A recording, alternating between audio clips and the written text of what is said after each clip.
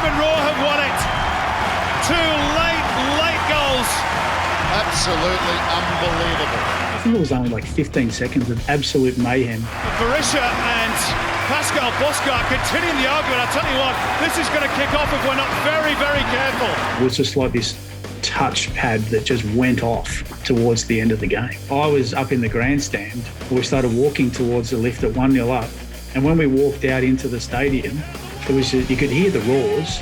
So we had an idea. You walk into the stadium and all of a sudden it's like, hang on a second, it's 2-1. How did that happen? And then within 30 seconds, it went off, absolutely went off. And it was one of the best atmospheres I'd seen at an A-League game. Obviously, it helps that the home team scores 2 goals in 30 seconds. We were standing really close to the Sydney FC tunnels, which is where Bosschaart ran towards. And we could see that he'd obviously had an interaction with Pascal. They're both incredibly competitive people, which is probably the reason this happened in the first place. And then he starts sprinting towards us with his shirt off. And it's like, what's going on here?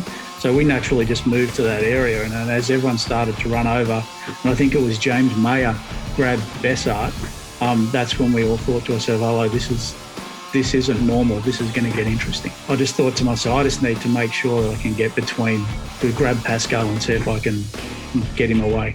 I remember saying to him, Pascal, can I let you go? Is this okay now? And he looked at me in the eye and he said, Mason, if I wanted to go to get involved in a fight, I would have moved you out of the way.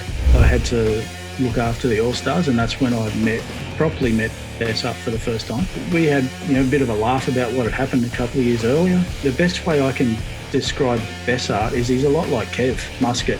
Like on the field, they are absolute competitors, but off the field, they're decent people, and they're the type of guys that you want on your team, but you don't want to play against them.